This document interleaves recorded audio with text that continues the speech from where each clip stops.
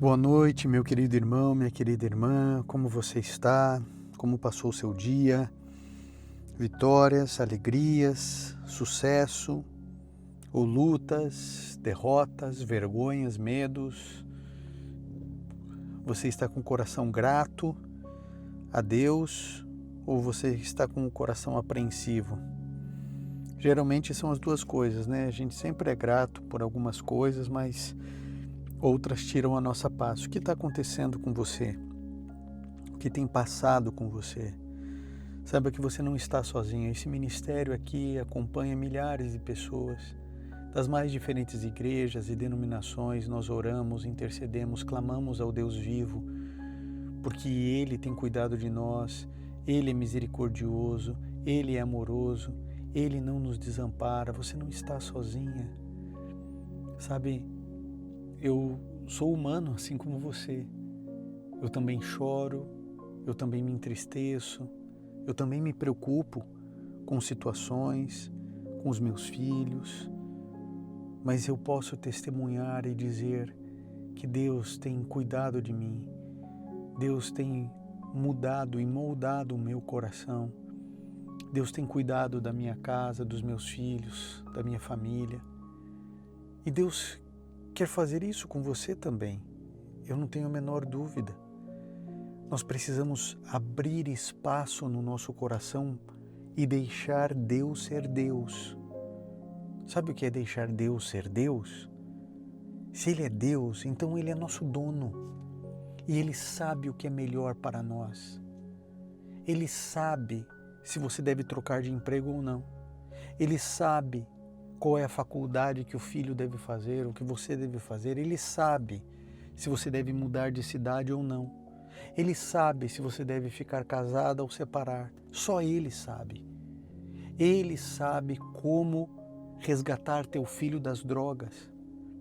Ele sabe o que você deve fazer para ajudar seu filho que está confuso na área da sexualidade. Ele sabe como tirar você do fundo do poço, tirar você da depressão, tirar você das dívidas, tirar você da sua carência afetiva. Ele sabe como tirar o filho da bebida, da maconha. Então deixe Deus ser Deus. Você tem dois caminhos sempre, meu querido irmão e irmã. Você está aqui no Boa Noite, Jesus. Ou você pode solucionar ou tentar solucionar os problemas da sua vida pela sua inteligência, pela sua capacidade. E olha, eu vou dizer para você, a chance de dar errado é muito grande, mas se você buscar ao Senhor Jesus de todo o coração, de toda a alma, você perceberá que Deus soluciona as coisas de maneira perfeita. Jesus Cristo, Ele disse assim: aqueles que vierem a mim, de modo algum os lançarei fora. Vá a Jesus, vá a Jesus. Então fique comigo aqui até o final, nós vamos orar juntos. Eu quero orar por você, interceder pela sua vida. Tem um pedido de oração? Vem aqui nos comentários e escreve oração da noite e faz o seu pedido de oração, faça o seu clamor. Quero orar com você, quero orar, interceder. Isso é um movimento de oração. Você pode ser católico, evangélico, espírita, não importa, faça o seu clamor. Deus tem nos ouvido aqui nesse ministério, porque Ele é bom. Não é porque temos méritos, mas porque Ele nos ama, Ele tem nos ouvido e tem nos respondido. Venha perseverar em oração, venha participar dessa jornada de oração. Estamos aqui todas as noites. Se você não me conhece, deixe-me apresentar. Eu sou o pastor Ivan Saraiva, eu desenvolvo um ministério interdenominacional. Todos aqui são bem-vindos. Nós oramos, intercedemos, falamos de Jesus, da Bíblia. A ideia é desenvolvermos amizade profunda, intimidade verdadeira com Cristo Jesus, porque é Ele quem pode cuidar de nós, é Ele quem pode nos salvar, é Ele quem pode cuidar de nós de verdade. E hoje vamos meditar no Salmo 9. Então, se você tem sua Bíblia, pode abrir no Salmo 9, um salmo bonito, e ele diz assim: a partir do verso 1. Senhor, quero dar-te graças de todo o coração e falar de todas as tuas maravilhas. Em ti quero alegrar-me e exultar e cantar louvores ao teu nome, ó Altíssimo. Quando os meus inimigos contigo se defrontam, tropeçam e são destruídos. Pois defendeste o meu direito e a minha causa. Em teu trono te assentaste, julgando com justiça. Repreendeste as nações e destruíste os ímpios, pois todo o sempre apagaste o nome deles. O inimigo foi totalmente arrasado para sempre. O Senhor é quem vence as cidades. Já não há quem delas se lembre. O Senhor reina para sempre. Estabeleceu o seu trono para julgar. Ele mesmo julga o mundo com justiça, governa os povos com retidão. O Senhor é refúgio para os oprimidos, uma torre segura na hora da adversidade. Os que conhecem o teu nome confiam em ti, pois tu, Senhor, jamais abandonas os que te buscam. Cantem louvores ao Senhor que reina em Sião, proclamem entre as nações os seus feitos. Aquele que pede contas do sangue derramado não esquece. Ele não ignora o clamor dos oprimidos. Misericórdia, Senhor, vê o sofrimento que me causam os que me odeiam.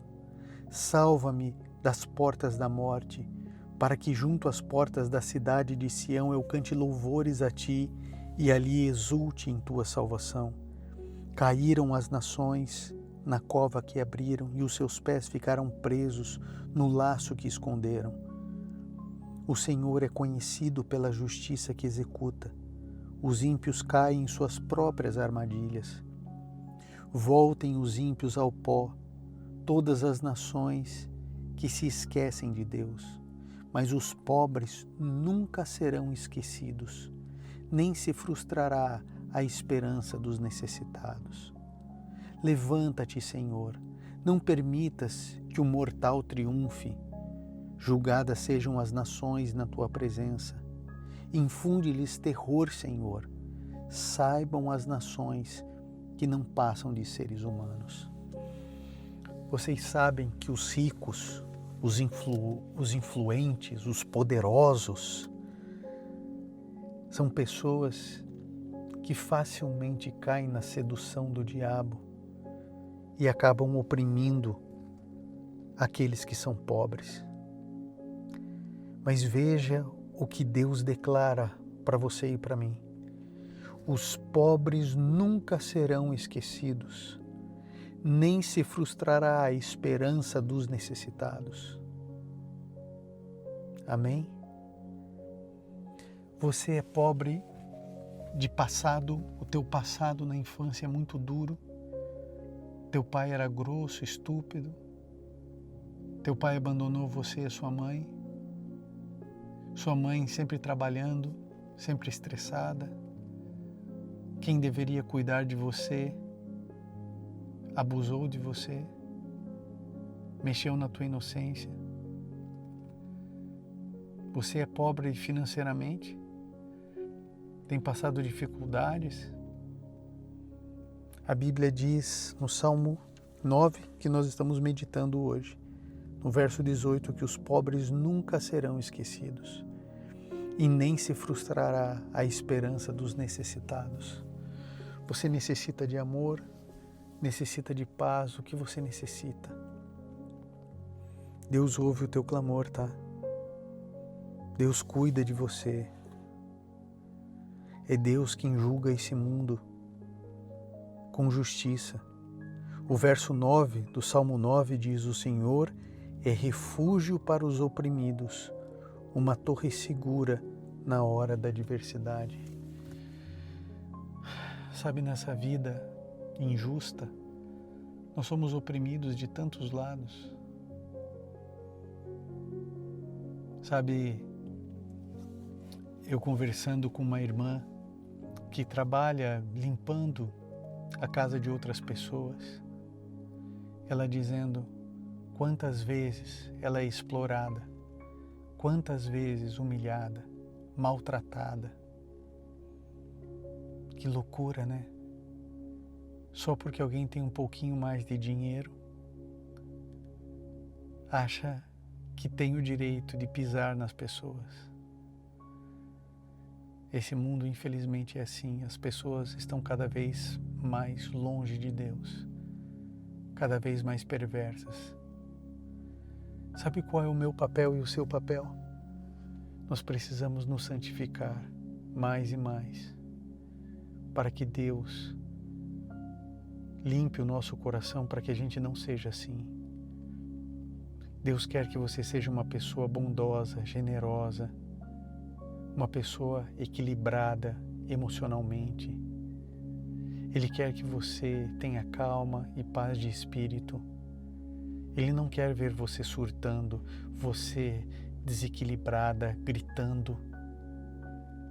Sabe, Deus quer você bem, Deus quer ver você com saúde, Deus quer ver você fazendo uma atividade física, porque isso também é louvar a Deus, porque você está cuidando do templo do Espírito Santo. Se alimentar bem faz parte da adoração que nós prestamos ao nosso Criador, comendo frutas, verduras, legumes, cereais, menos industrializados. Isso também é religião, isso também é se aproximar de Deus. Deus chama seus filhos para formarem um povo santo, um povo separado. Então eu vou dizer para você, além do seu pedido de oração, vem aqui nos comentários e diga: Senhor, cuida de mim. Escreva nos comentários: Senhor, cuida de mim. Cuida de mim, Senhor. Sabe, além dos pedidos de oração, pedir que Deus cuide de você, porque se você estiver bem, você será luz e bênção no trabalho, na igreja, no estudo, dentro de casa, fora de casa, com amigos, vizinhos, conhecidos, desconhecidos. Então você vai escrever: Senhor, cuida de mim, cuida de mim. Querido, obrigado a você que compartilha essa mensagem, que leva esperança a outras pessoas. Obrigado porque você é uma pessoa especial, está aqui porque você quer descansar no Senhor e amanhã ter um dia abençoado e feliz, né? Eu também. Por isso que nós vamos orar agora. Então, se puder, feche seus olhos, curve sua fronte e vamos orar. Bondoso Pai, nós entregamos tudo em Tuas mãos, Pai, tudo. Problemas, angústias, alegrias, felicidades, sonhos, tudo entregamos a Ti, porque o nosso fardo é pesado. É difícil carregar tudo, Senhor. São tantos problemas, tantas preocupações. Nos falta tantas coisas. Parece que aquilo que a gente mais precisa nos falta e aquilo que nos oprime nos sobra. Por isso recorremos a Ti, Pai. Veja cada pedido de oração nos comentários. Cada pessoa que está pedindo que o Senhor cuide dela. Tenha piedade de nós. Não somos merecedores de nada. Mas nós imploramos que o Senhor mova o Teu amor, mova a Tua bondade em nossa direção. Que a luz celestial inunde as trevas do nosso coração e da nossa alma. Tenha piedade dos nossos filhos, as escolhas erradas que eles fazem. A gente se cansa de falar, de dizer. A gente se torna chato de tanto que a gente diz a mesma coisa. Por favor, Senhor, que os nossos filhos ouçam o que falamos com o coração. Pai, se existe alguém aqui sofrendo porque o casamento está acabando, queira, Senhor, consolar. Se existe alguém aqui chorando porque perdeu alguém que muito ama para a morte, acalma esse coração e consola, porque só o Senhor pode consolar um coração enlutado. Se existe alguém aqui deprimido, por favor, Senhor, que a luz do céu ilumine as trevas da alma e que essa pessoa possa voltar a sorrir. Eu tenho certeza que o Senhor lê cada pedido de oração aqui nos comentários. Por favor, Senhor, nos dê a alegria de vermos a Tua mão se movendo em nossa direção.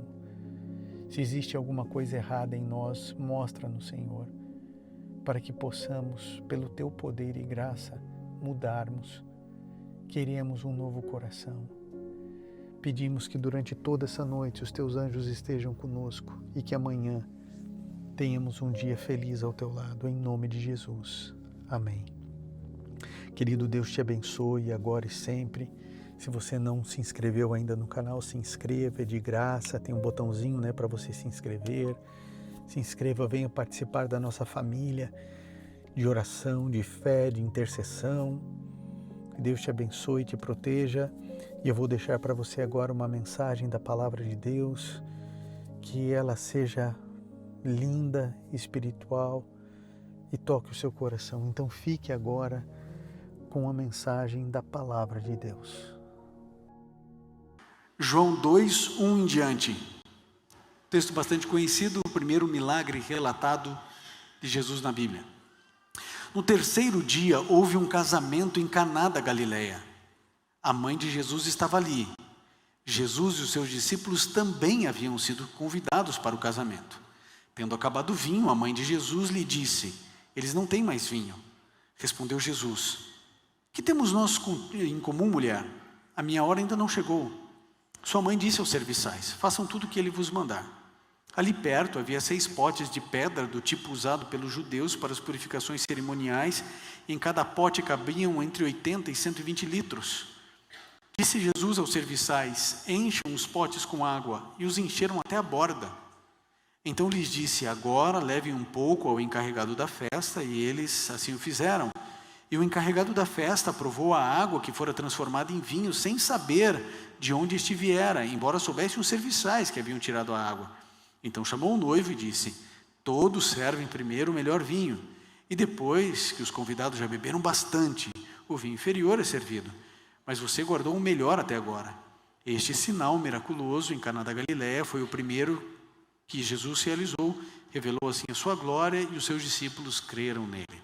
Bom, a primeira coisa que você precisa saber desse texto é que Jesus não transformou água em cachaça.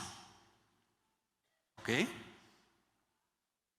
Jesus não transformou água em vinho alcoólico. Por questões óbvias. Em primeiro lugar, toda a Bíblia, o uso da bebida alcoólica é condenada. Toda a Bíblia.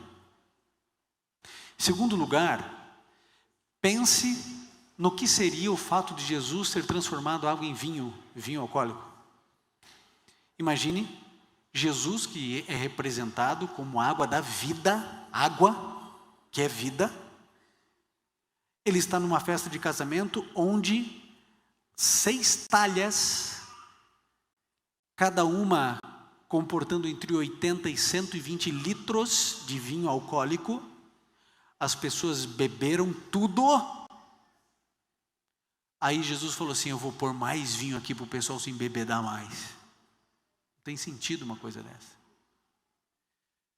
A palavra grega, ela é neutra. Serve tanto para vinho alcoólico quanto para vinho, porque vem da vinha.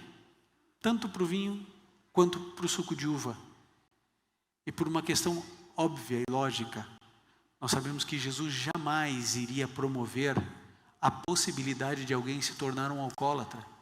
Aqueles que têm na família alguém com esse problema sabem o tamanho da desgraça que é alguém alcoólatra. Não adoece só a pessoa, a família toda. Você acha que Jesus iria promover isso numa festa? Acabou o vinho, o pessoal já estava alto. Aí Jesus olha e falou assim: pois eu vou fazer mais. Não faz o menor sentido. Jesus transformou água em suco puro de uva. E o suco de uva, no contexto bíblico, ele tem uma relação muito íntima com a alegria. Se você lembrar um pouquinho, você vai perceber algumas coisas bem óbvias também, né? Primeira delas, naquela época não existia energia elétrica. As pessoas, elas não bebiam nada gelado. Isso faz parte da nossa história. Imagine, o pessoal no deserto, eles tomavam alguma coisa fresca, no máximo.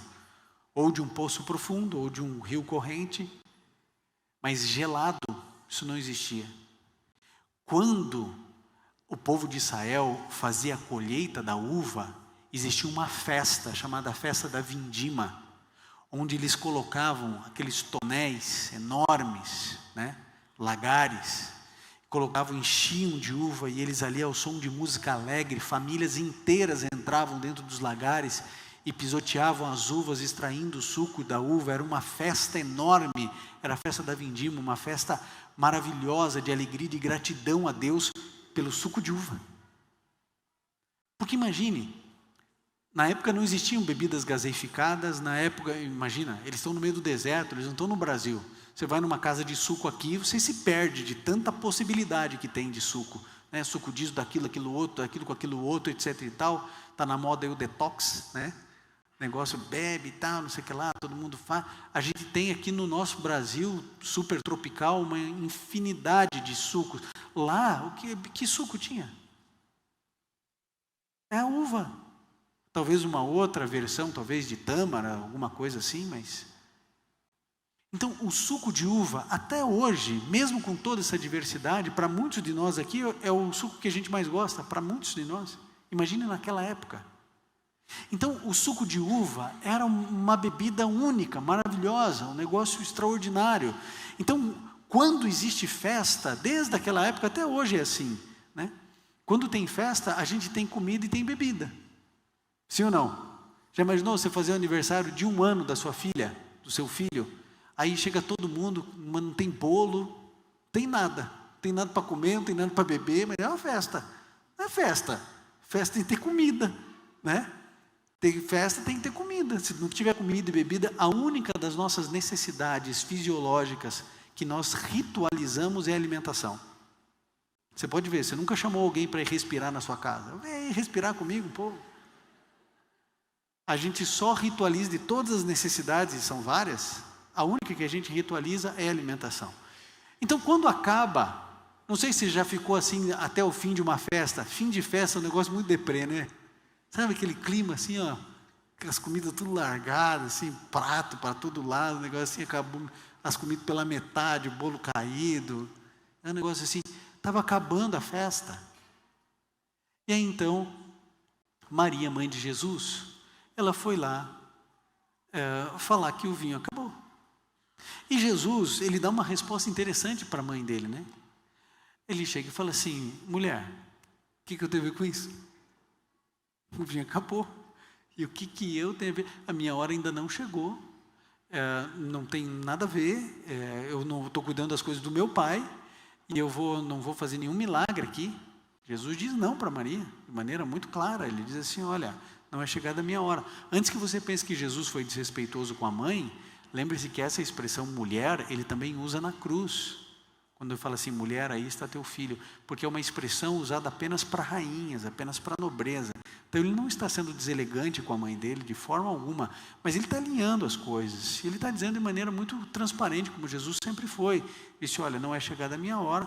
O vinho acabou, acabou. As coisas acabam mesmo. E é assim mesmo que funciona. E aí então, começa aqui, para mim, o diálogo mais estranho de toda a Bíblia. Porque Maria vai fazer um pedido para Jesus. Quando ela diz que o vinho acabou, ele diz que não vai fazer nada, ela estava pedindo um milagre. Ela estava pedindo que Jesus fizesse alguma coisa, intercedesse de alguma maneira. Ela sabia que Jesus podia fazer qualquer coisa.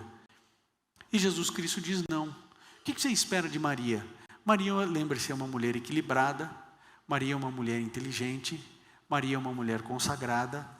É uma mulher instruída nas Escrituras. Jesus aprendeu tudo que aprendeu no colo de Maria. Maria é uma mulher diferenciada, abençoada. É a mulher das mulheres da terra. Essa é Maria. Maria não era uma mulher turrona, nem inconveniente, nem insistente demais. Maria é Maria. E o que você espera de uma mulher como Maria? Que ela chegue para os garçons e diga assim, olha, eu falei com meu filho, mas infelizmente não tem nada para fazer. Jesus pega e diz não para ela, e ela chega para os garçons e diz assim, façam tudo o que Ele vos mandar. Aí você fica sem entender, né? Você fala assim, mas o que Maria está fazendo? Né? E eu fiquei pensando, né? O que Maria sabia que eu não sei na história? Por que Maria agiu dessa maneira, né? Por que ela agiu assim? E como sempre eu não tenho respostas, eu tenho algumas ideias. Eu tenho algumas ideias a respeito disso. Eu acho que Maria entendeu o que Jacó entendeu. Lembra de Jacó? Jacó lutando com Deus no val do Jaboque.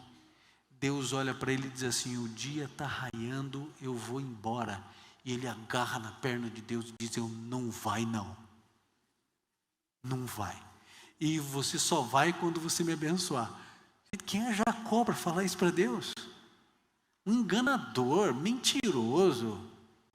E mesmo que ele fosse bonzinho, como é que Deus diz assim, estou indo embora, não vai? Como não vai? Você está falando com quem, rapaz? Mas Jacó, ele age de uma maneira... Eu acho que Maria entendeu o que a mulher sírio-fenícia entendeu. Quando a mulher foi pedir ajuda para Jesus, Jesus olhou para ela e falou assim, olha, por acaso um pai de família tira a comida dos seus filhos para dar para cachorro? Foi isso que Jesus falou. E ela falou assim, meu Senhor, mas até mesmo os cachorrinhos comem das migalhas que caem da mesa do dono. E aí Jesus abre um sorriso desse tamanho e diz assim, todo Israel, eu não vi fé como a dessa mulher. Faça-se conforme a tua vontade. Eu acho que Maria entendeu que a mulher com fluxo de sangue entendeu. Aquela mulher 12 anos anêmica, 12 anos considerada imunda. Há 12 anos essa mulher ia até os sacerdotes para ser analisada, só para receber a humilhação de novo, e de novo, e de novo. E como imunda, ela não podia andar no meio das pessoas. 12 anos em anemia, 12 anos de hemorragia. A autoestima dessa mulher era tão baixa, que ela pensou assim, Jesus não precisa falar comigo. Ele não precisa nem olhar para mim. Mas se eu encostar o meu dedinho na orla da roupa dele, eu vou ser curada. E aquela mulher, fraca e frágil, imunda, ela recebeu chute, cotovelada, soco, por querer e sem querer. Porque ela teve que enfrentar uma multidão. E de repente Jesus para tudo e diz assim, quem que me tocou aqui? E os discípulos na eterna ignorância deles, mas Senhor, está todo mundo te apertando. Falou assim, não, de mim saiu o poder. Maria entendeu o que significa a palavra graça. Você sabe o que é a graça? Graça é a palavra que vai salvar você. É um presente que eu não mereço. A graça, ela está dentro da lei, mas ela está acima da lei. A graça está além da orientação primeira de Deus. Eu vou embora, não vou deixar você ir. Deus poderia ir, Deus poderia fulminar Jacó, mas ele exerce graça. Aquela mulher pagã, que a vida inteira adorou outros deuses, não merecia nada do Messias, do Deus invisível de Israel, mas a graça concedeu. Aquela mulher que todo mundo considerava imunda, não merecia nada. Maria entendeu o que é graça. A graça, amigo, vai salvar você. Entenda uma coisa, de uma vez por todas. O indivíduo é salvo unicamente pela graça. Então, qual é o segredo da salvação? É eu aceitar a graça. Então, por dedução lógica, qual é a única coisa que pode me tirar do céu? a rejeição da graça. Nada mais tira você. Nada tira você do céu. Nenhum pecado vai tirar você do céu. Porque se pecado tirasse a gente do céu, nenhum de nós iria. O que tira a gente do céu é a rejeição da graça. O que me leva para o céu é a aceitação da graça. Acabou. Isso é salvação. Esse é o plano da redenção. Aceita a graça ou rejeita a graça. Porque no céu só vai ter pecadora ou ex-pecadores. Ninguém chegará no céu por mérito próprio. Quando nós chegarmos no céu, todos nós teremos uma coisa em comum. A gente vai se olhar e todos vamos pensar a mesma coisa. Eu não merecia estar aqui. E você vai estar certo. Se um dia eu e você estivermos no céu, a gente vai ter a certeza. Eu não mereço estar aqui. E realmente é isso mesmo, não merece. Porque não é por mérito, é pela graça. É graça, em cima de graça, e mais graça, e graça de novo. Agora a graça transforma a gente. Porque a graça que não transforma não é graça, é desgraça.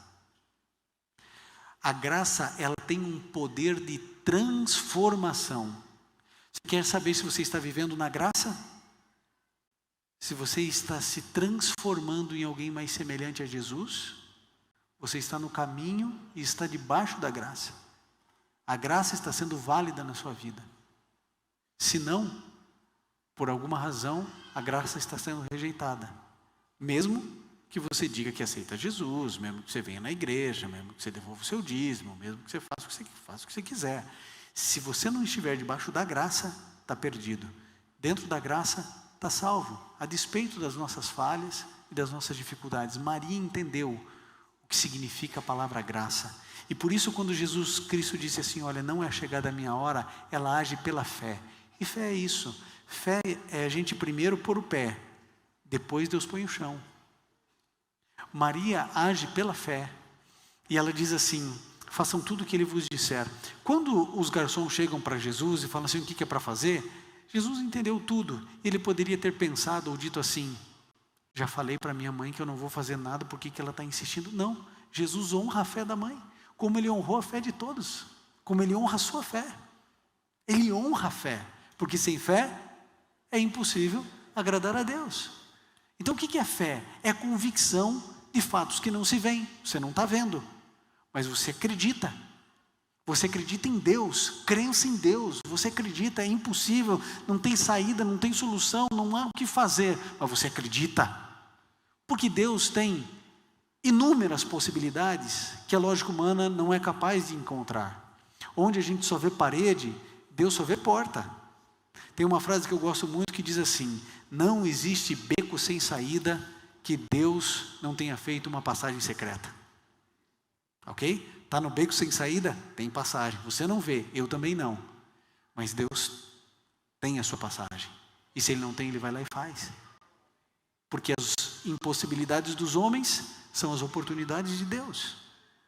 Para mostrar quem Ele é. Por isso creia, confie, exerça a sua fé. Agora lembre-se que fé não é torcida. Tem gente que confunde fé com torcida. Fala assim, não, eu tenho fé ainda, faz figa ainda. Né? Eu tenho fé. Não, isso não é fé. Fé não é torcida. Fé é você acreditar. Mesmo quando ninguém acredita. Mesmo quando não faz sentido nenhum. Mesmo quando não tem lógica. A gente tem que exercitar a fé e exercer a fé diante das evidências. Existem evidências que podem nos ajudar a desenvolver fé. Mas a gente tem que ter fé quando faltam evidências. E a gente tem que ter fé contra as evidências. Fé é isso. O médico diz assim, olha, infelizmente,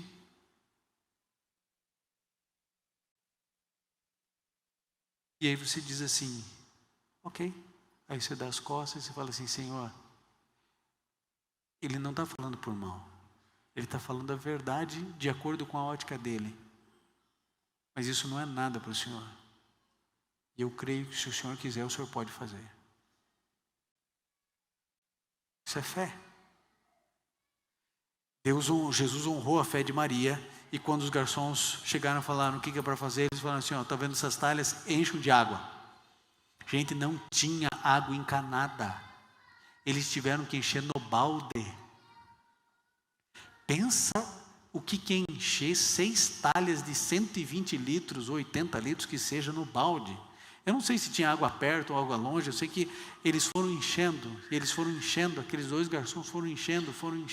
Chegou uma hora, um olhou para o outro e falou assim: rapaz, aqui não tinha um monte de suco de uva? Eu falei: tinha. E por que a gente está enchendo de água? Eu falei: porque o filho da Maria mandou. Então enche. A Bíblia diz que eles encheram até em cima. Eu acho que foi de raiva.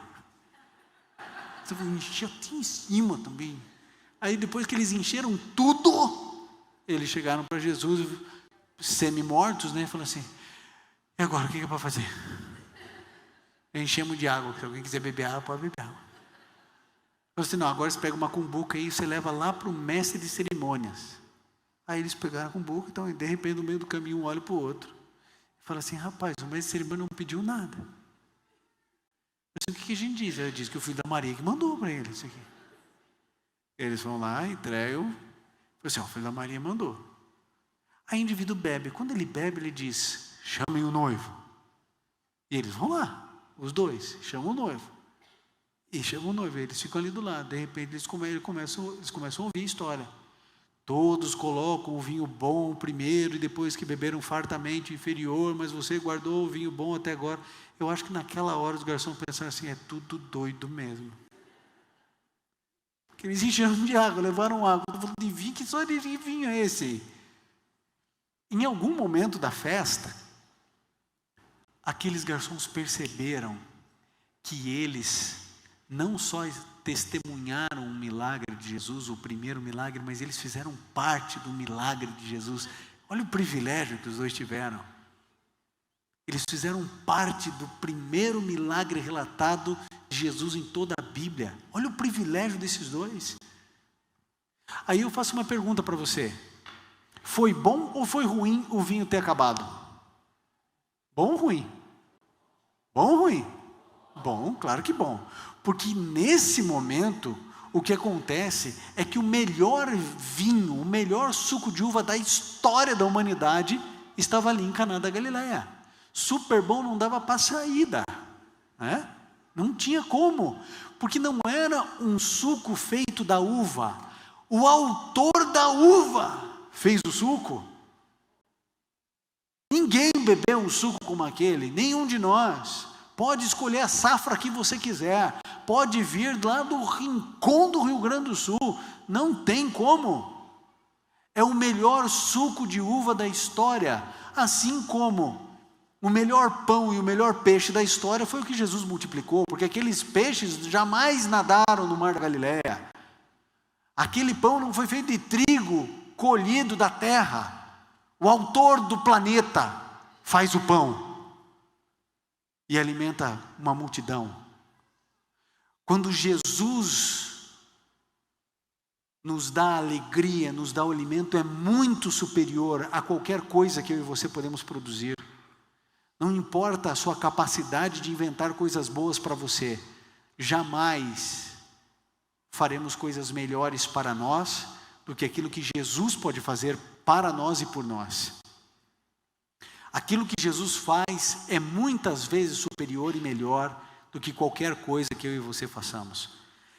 Eu li há algum tempo atrás uma história que eu gosto bastante, que é a história de uma história de um reino distante. E eu adoro histórias de reino distante, porque você pode falar o que você quiser, porque é a história de um reino distante. E nessa história do reino distante, dizia que tinha um senhor que tinha uma fazenda, uma fazendola, e nessa fazendola ele tinha um cavalinho, desses pangaré que a gente vê na estrada, com os pelinhos caindo, assim, que se dá dó, tão magrinho que era. Ele só tinha um cavalinho, esse cavalinho estava ali, e de repente um belo dia, o cavalinho fugiu, e depois que a notícia se espalhou que o cavalinho fugiu, apareceu um vizinho, que a gente sempre tem um vizinho, né? Aí o vizinho apareceu, e o vizinho falou assim: rapaz, tu é azarado, né? Eu, por quê? Assim, porque, rapaz, você só tinha um cavalinho, esse cavalinho ainda fugiu, tu é azarado, né? Falou assim: olha, se é bom ou se é mal, só o tempo dirá. E o tempo passou. E depois que o tempo passou, esse cavalinho que era um pangarezinho, ele voltou. E ele voltou trazendo 30 cavalos puro sangue, daqueles que a gente vê em filme, que o sol bate no pelo, brilha, faz aquele negócio todo, 30.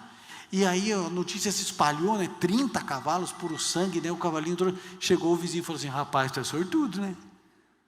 Por quê? Eu falei assim: por quê? Rapaz, ninguém tem tanto cavalo que nem você tem aqui na região, e o pior dos cavalos que chegou é melhor do que o melhor dos cavalos aqui de toda a região. Você é sortudo, hein? Assim, olha, se é bom ou se é mal, só o tempo dirá. E o tempo passou. E o filho daquele fazendeiro estava domando os cavalos selvagens, tinha que domar. E levou uma rodada de cavalo, o cavalo caiu em cima da perna dele e quebrou a perna. Quando quebrou a perna, a notícia espalhou, o vizinho chegou e falou assim: rapaz, tu é azarado, hein? Tu é azarado, só tem um filho aí, rapaz. Imagine agora perto da colheita, só tem um filho para te ajudar na lida, e agora vai o quê? Uns 6 meses aí. Isso aí, uns 6 meses, não dá para recuperar bem, uns 6 meses. Eu falei assim: olha, se é bom ou se é mal, só o tempo dirá. E o tempo passou, e aquele reino entrou em guerra. E eles começaram a recrutar jovens do interior, e levaram todos os jovens, menos o filho do fazendeiro, que estava com a perna quebrada. O vizinho chegou e falou assim: rapaz, até sortuda. Sim, olha, se é bom ou se é mal. Amigo, quando o vinho acabar, não entre em desespero. Porque se é bom ou se é mal, só o tempo dirá. O dia que tudo der errado, fique tranquilo, porque se é bom ou se é mal, só o tempo dirá. Quando tudo der certo, calma, porque se é bom ou se é mal, só o tempo dirá. Tem gente que está todo contente porque foi promovido, porque vai receber um aumento, calma. Tem gente que está desesperado porque perdeu o emprego e agora o que vai fazer? O seguro-desemprego está acabando, o que vai fazer? Calma. Se é bom ou se é mal, só o tempo dirá. Não se desespere. A maior bênção daquele casamento foi o vinho ter acabado. Devia ter acabado antes, aquele vinho ruim que eles beberam lá. Melhor coisa que poderia ter acontecido, se não tivesse acabado o vinho, esse casamento, você nem sabia que existia Caná da Galileia. Nunca. A gente nem ia saber que Jesus foi numa festa de casamento. A melhor coisa que podia ter acontecido foi aquele vinho ter acabado. E aí eu fiquei pensando, por que razão Jesus transformou água em vinho? Porque eu vejo o sentido no cego enxergar, no leproso ficar limpo, no coxo andar. Mas por que transformar a água em suco? Aliás, se tivesse transformado em suco de laranja, teria talvez criado um efeito ainda diferente, Ninguém tinha provado esse suco ainda ali. Transformou o suco, um suco que todo mundo conhecia. Com qual propósito? Com qual razão? Com qual motivo? E como sempre, ou quase sempre na minha vida, não tenho tantas respostas, mas eu tenho algumas ideias. Eu acho que Jesus transformou a água em suco por uma única razão. Porque Jesus queria que a festa continuasse. Eu vou te explicar por quê. Porque eu fico imaginando Jesus no meio dessa festa. E você já foi em festas de casamento? Eu também. E é um momento onde está todo mundo feliz, A gente está feliz pelos noivos, é um momento de confraternização, é um momento de alegria. Se a gente tem alguns problemas, a gente até esquece um pouco, para não atrapalhar a alegria dos noivos. Mesmo se a gente está vivendo ali um processo, às vezes até recente de um luto, a gente ainda vai para honrar, a gente faz isso. Porque é um momento de alegria. Eu imagino Jesus olhando a alegria das pessoas. Eu imagino Jesus encantado com as pessoas sorrindo, com as pessoas felizes. Porque tudo que Jesus Cristo quer é fazer você feliz. Jesus não quer que você seja infeliz, que você viva cheio de dor. O céu só é céu porque é um lugar de felicidade. Se o céu fosse um lugar triste, nenhum de nós quereria. Então, quando Ele promete o céu, não haverá mais morte, nem pranto, nem clamor, nem dor, a gente diz, eu quero. Por quê? Porque lá eu vou ser feliz. Então, é da vontade de Deus que a gente seja feliz. E quando Jesus viu tudo aquilo ali, Ele pensou, por que eu não posso prorrogar um pouquinho mais a alegria deles? Porque a gente que é pai ou mãe, a gente fica feliz quando um filho está feliz, ou não fica? Fica. Quando o filho está contente, a gente fica feliz. Por que a gente se esforça tanto para comprar um presente que o filho quer? Um brinquedo que o filho quer? Porque a gente quer ver ele feliz. Dia 12 está aí, os filhos estão ansiosos, a gente está desesperado. Mas a gente queria passar do dia 11 para o 13. Mas parece que esse ano não vai ter jeito, vai passar pelo 12. Mas a gente se esforça por quê? Porque a gente quer ver ele alegre. A gente quer ver ele feliz. No dia das crianças, você não vai dar um rabanete para o teu filho. Porque você quer ver ele feliz. E a gente tenta, entre o desejo dele e a nossa possibilidade, a gente tenta fazer o mais próximo possível. Porque quando um filho está feliz, a gente está feliz. Quando o filho está triste, como é que a gente está? Está triste. Os meus filhos são pequenos ainda. Mas eu fico imaginando, e o dia que eles começarem a sofrer por amor? Entrar no quarto, ficar chorando. Eu não sei se eu vou rir, se eu vou chorar. Mas quando um filho sofre, a gente não sofre? O Gabriel, quando ele era pequenininho, tinha uns 6 aninhos, os dois têm uma personalidade bem diferente aqui, né? O Gabriel, ele é mais concentrado. O Gabriel, ele é organizado, ele gosta das coisas organizadas. O Gabriel é assim, tá. A Sofia é assim. A gente anda ela assim com uma correntinha, para ela não quebrar tudo que aparece na frente, né? A Sofia, ela tem muita vida, né, Sofia? Muita vida. Tem horas que eu falo assim, Sofia, ela já sabe. Menos. E o Gabriel, ele é mais sensível para algumas coisas. O Gabriel, ele é preocupado. Então, por exemplo, se tem um último pedaço de sobremesa, e é meu, porque todo mundo já comeu, e eu resolvo dividir entre ele e a Sofia, o Gabriel diz assim, se você não comer junto comigo, eu não como. Porque ele fica pensando que eu poderia estar querendo comer e não estou comendo. Então esse é o Gabriel. Sempre foi assim. A Sofia come a minha parte da mãe, da filha, e vai comer o seu pedaço de pudim também.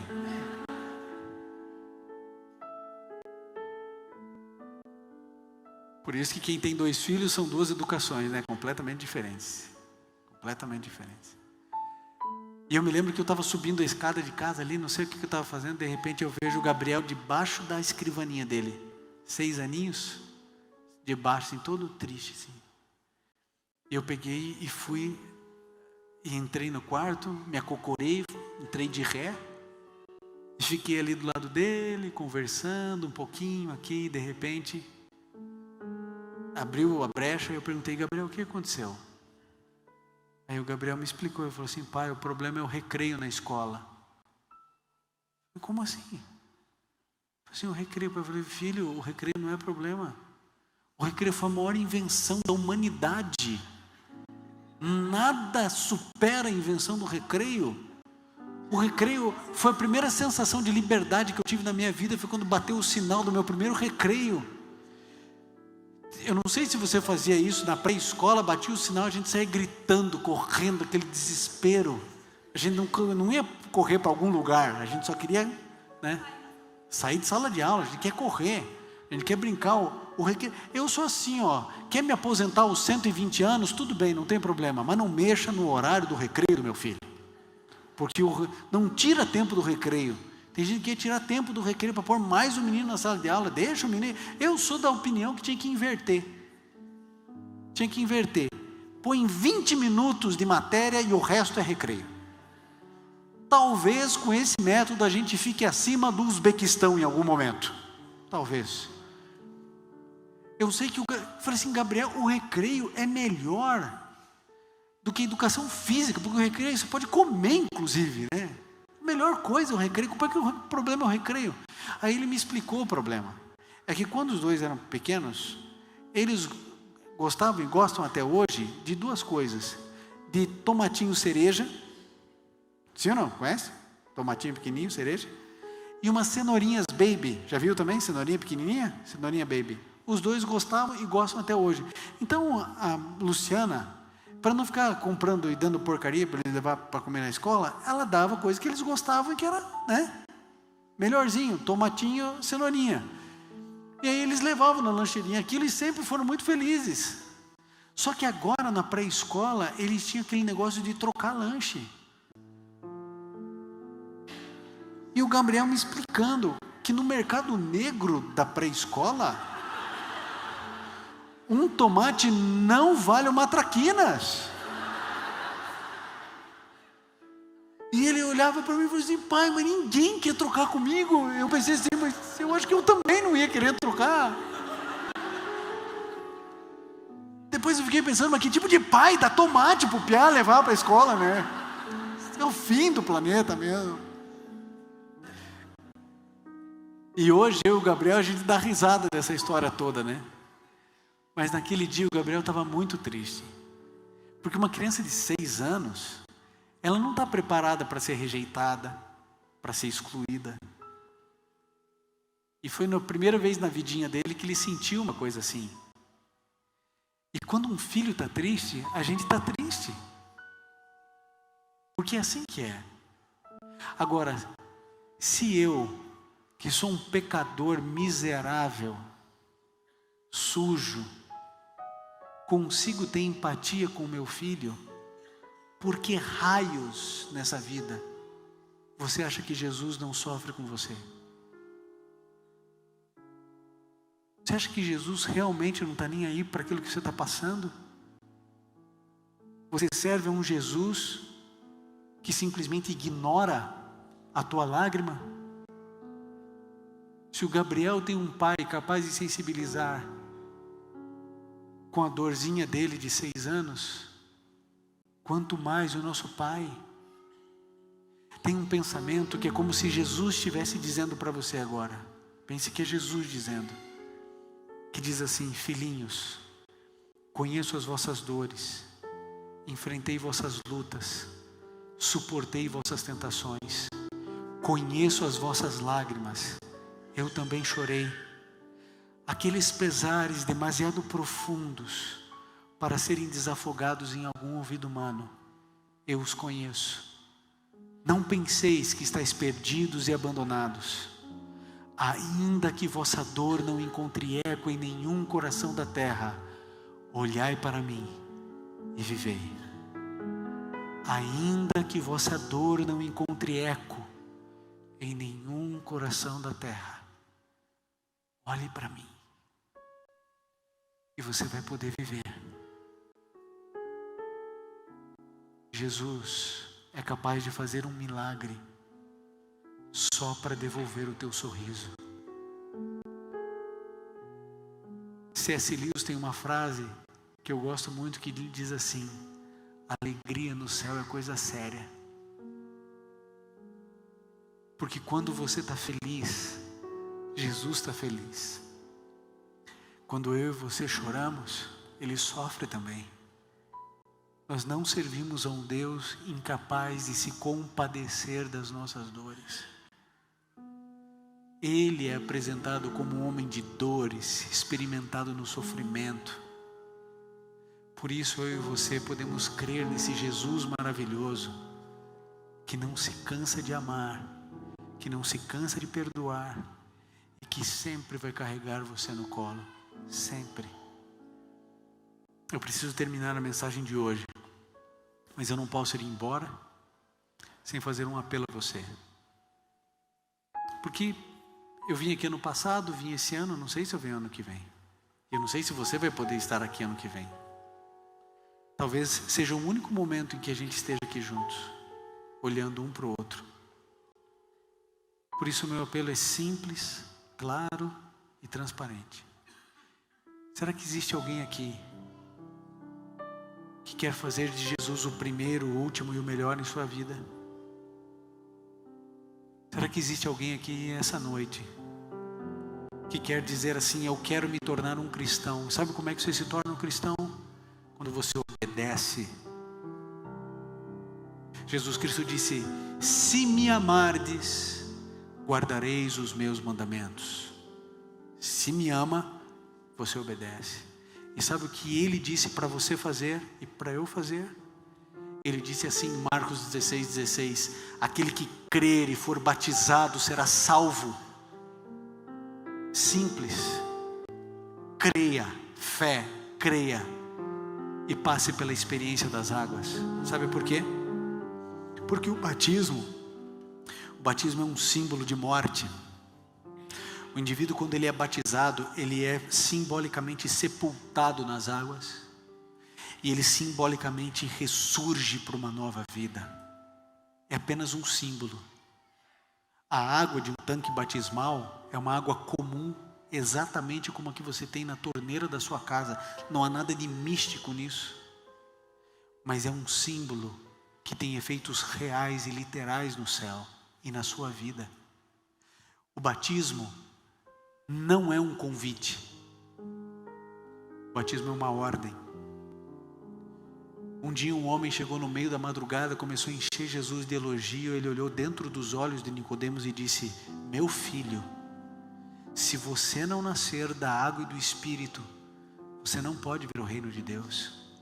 Nicodemos era um bom homem, era um homem sincero, era um homem correto, era um homem honesto, um homem digno e íntegro. Jesus disse: se você, Nicodemos, não nascer da água e do Espírito, você não vai ver o reino de Deus. Aí eu pergunto para você, como pastor, eu tenho outro apelo para fazer a você? Existe algum outro apelo mais significativo do que esse, que aponta você para a salvação? Eu não sei por que você veio aqui essa noite, mas eu sei porque Jesus te convidou, porque Ele quer oportunizar a você a salvação da tua casa e da tua família.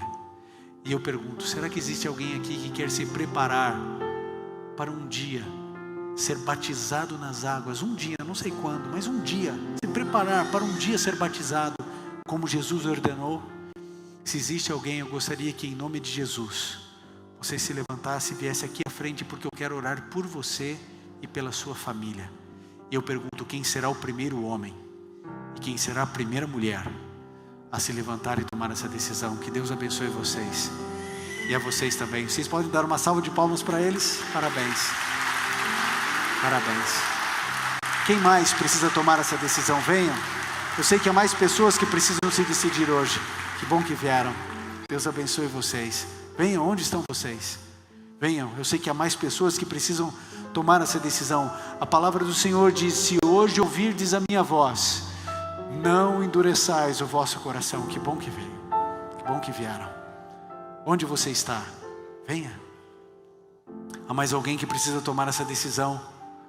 Esse é o seu momento, essa é a sua hora. Eu não sei se existe alguém na galeria que precisa tomar essa decisão. Eu espero você descer.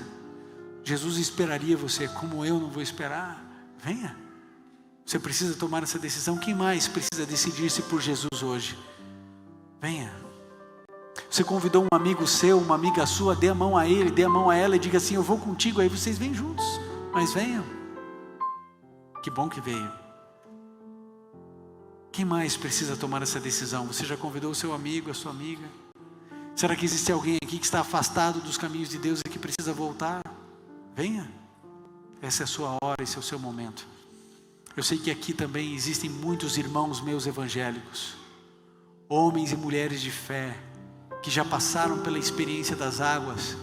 Você já é uma pessoa convertida, você já amou, já aceitou Jesus há muito tempo, mas você tem visto muitas coisas na internet, você tem acompanhado o Novo Tempo. Eu não sei, talvez o Espírito de Deus tenha tocado e esteja tocando o seu coração para você mudar de igreja. Será que existe alguém aqui vivendo esse dilema, esse drama na vida? Será que existe alguém aqui? Eu gostaria que você também se levantasse e viesse aqui à frente, porque eu quero orar por você, porque eu sei que a sua decisão não é simples e não é fácil. Se existe alguém aqui passando por esse momento, eu quero orar por você, que Deus abençoe vocês. Eu sei que não é simples. Esse é o momento onde a gente precisa orar, clamar a Deus, implorar que Ele nos mostre o caminho, a saída, a solução. Que bom que vieram. Que bom que estão vindo. O Quarteto Arautos do Rei irá cantar agora. E a mensagem continuada, a mensagem cantada, será que Deus quer fazer tudo novo, de novo na sua vida?